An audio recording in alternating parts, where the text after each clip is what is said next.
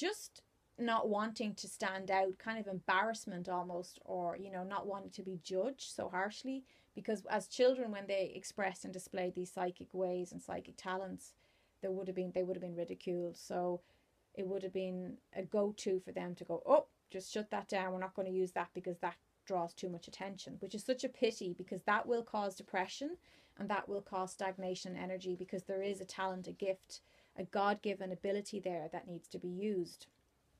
Now, having said that, early indigos often feel, and I see this time and time again in my work and in my own experience with early indigos, there's often a frustration that they feel like they should be incredibly powerful healers and you know, recognized out in the world at this stage because they've been doing it for so long, living that, you know, walking that path.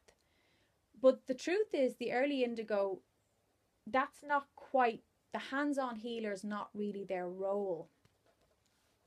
Their role is more organic, and it's more of a daily natural thing, in that they usually show up at the right place at the right time with the right words for someone.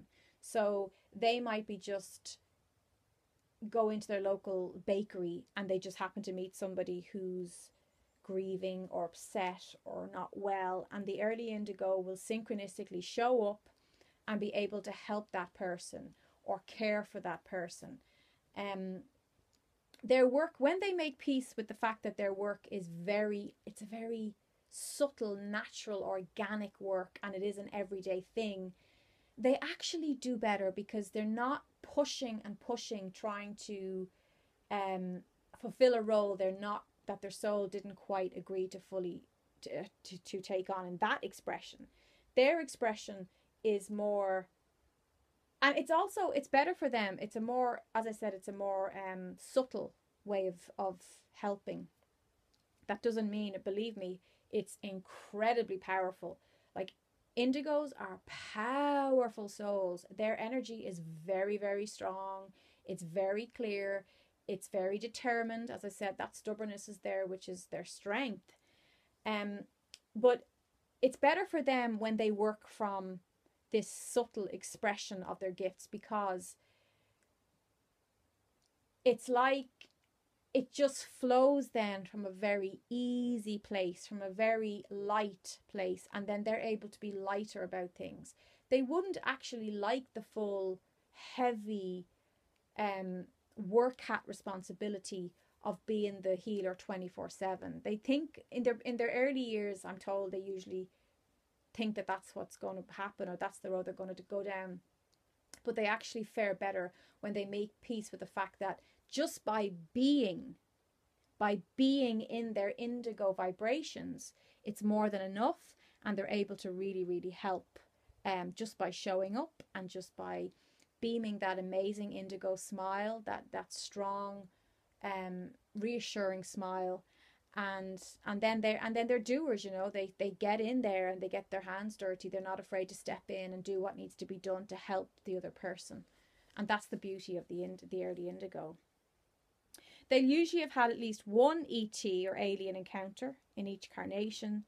And they're gifted in telepathy and empathy to a point where empathically it can be very overwhelming for them at times, and they'll need to take some alone time just to kind of get back to their own feelings if they're taking on or absorbing like sponge-like energies, like other people's emotions around them. They've excellent healing powers, but as I said, not so much in the direct way that the crystals have healing powers. It's a different expression, but it's a more gentle expression of it, but it's more of a teacher role that they have, and more of it's very synchronized. It's turning up at the right place at the right time. Their powers, their healing energy is brilliant for animals, for plant life. They get bored very easily, and they don't like sitting still. So their dynamic energy, they need to keep exploring and learning and expanding and moving forward. They're natural leaders and teachers, organizers. Many psychics or indigos will often wear a fringe, or what in America you call bangs, in their hairstyle to protect their sensitive middle eye, because that's one of their strongest chakras, would be the indigo, the middle eye in the center of their forehead. Now, a lot of psychics do cut a fringe in or cut bangs into their hair. I find I've worn a fringe all my life, and it's like a little,